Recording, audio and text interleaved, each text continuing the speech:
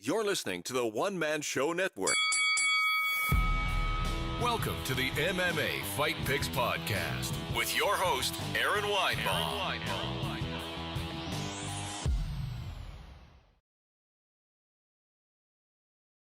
All right. Hey, kids. Welcome to the MMA Fight Picks podcast. I am your host, Aaron Weinbaum. Super excited. I'm trying a restream today. You may notice it's not my usual background. I just happen to be in beautiful Jamaica with my wife. So usually the podcast is out by today, but, you know, it's vacation. What can you do? It'll be magically out when this is over. You may notice the beard is gone as well. That'll be back at some point too. So I'm not toying with your emotions here, but super excited to pick this card. It's been a long few weeks without UFC. Like I said, I'm trying some new things today. I got a great deal with Restream, so I'm available on more platforms. If I am not available on a live platform you are currently on, let me know, and I'll try to add it. Anyway, back to the fights. UFC, Washington, D.C. I've been there before. It's a beautiful place. I got to see the cherry blossoms. Overeem versus Rozenstruik. Man, this is going to be an interesting fight, but there are a few fights before that I want to break down. It's a pretty good card. I think this is ESPN, so it's on big ESPN, which is exciting. I don't know if I'll get to watch it or not, but I'll definitely have it streaming if it is available to me. First up, Bryce Mitchell versus Matt Sayles. Man, if you don't know Bryce Mitchell, this guy is a character.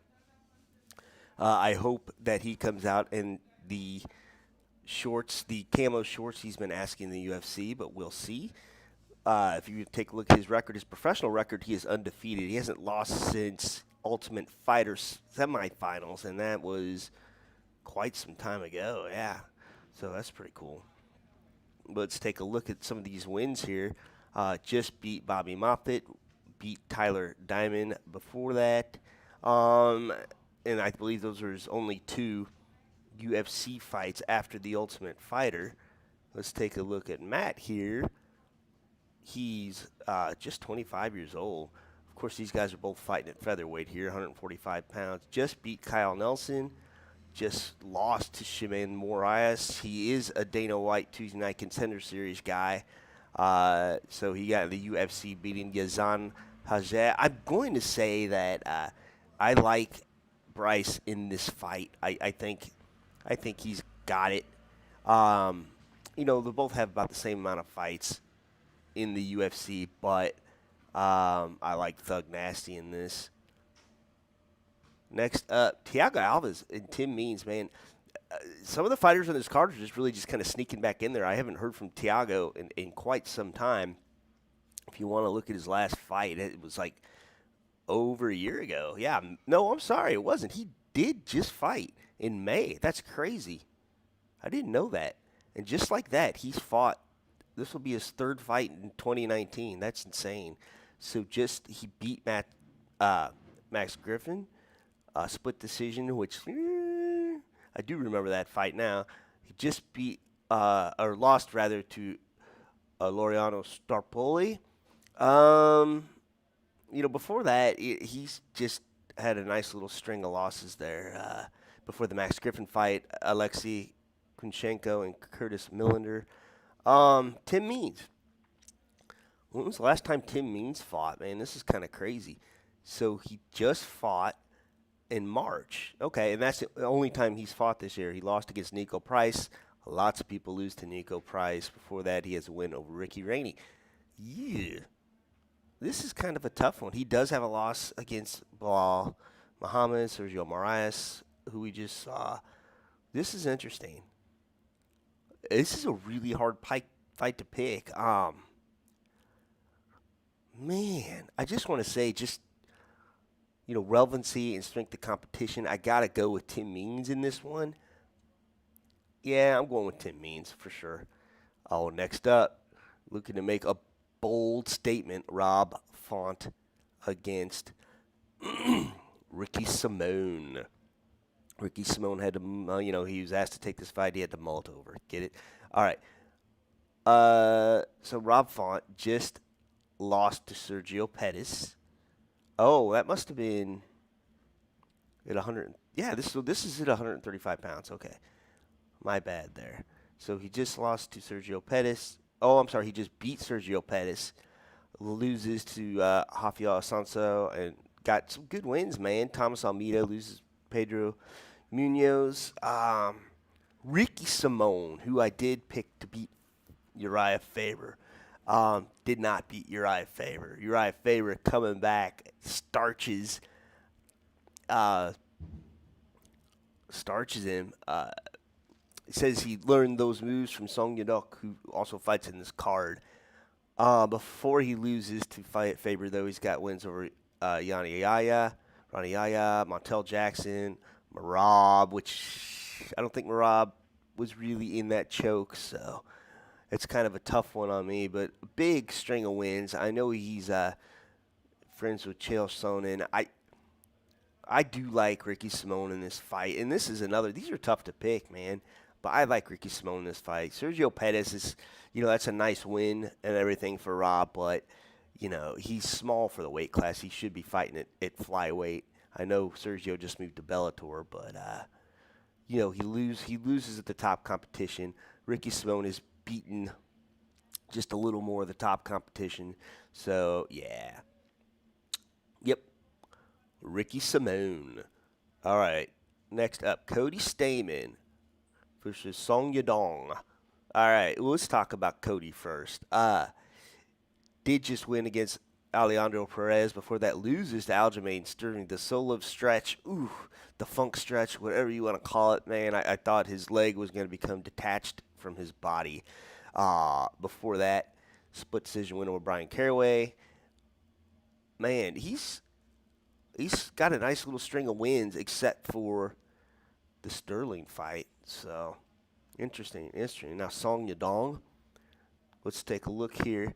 This guy is a killer, and he just beat Alejandro Perez, beat Vince Moraes. I know that the top competition is not there for him, but, Uriah Faber gave all that credit to his win to Song Yadong and some of the things he taught him. He's clearly on another level here. I'm sure Cody has probably picked to win, but I'm going to go with Song Yadong here for the upset. Oh, man. Aspen lad versus Yana Kunitskaya.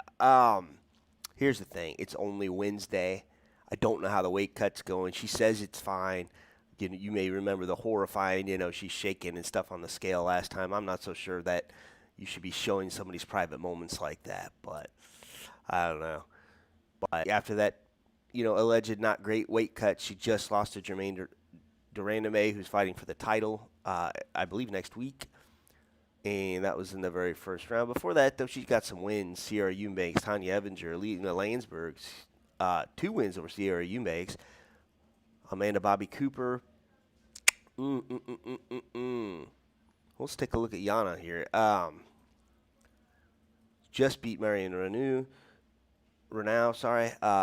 Also a win over Lena Landsberg. Of course, she lost going up in weight to Cyborg. Also has, she's the fighter that it was an overturned fight with Tanya Evinger back in Invicta, and then Tanya came back and avenged that loss. Listen, I have the right to change my pick in this one, but if Aspen Ladd could do a healthy weight cut, I don't see how she loses this fight.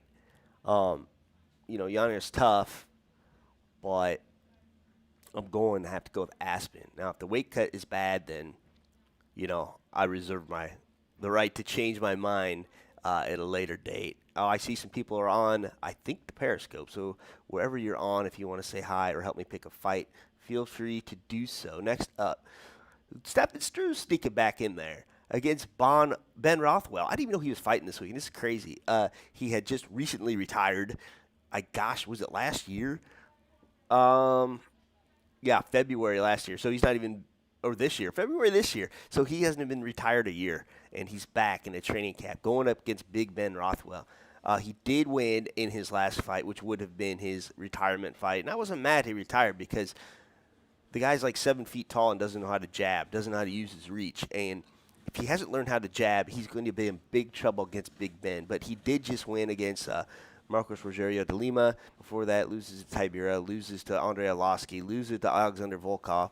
Hadn't had a win before that since 2016, but he is on a one-fight win streak there. Let's take a look at Big Ben. Big Ben coming back after that, I guess, USADA layoff, just lost to Andrei Arlovski, lost to Blagoy Ivanov.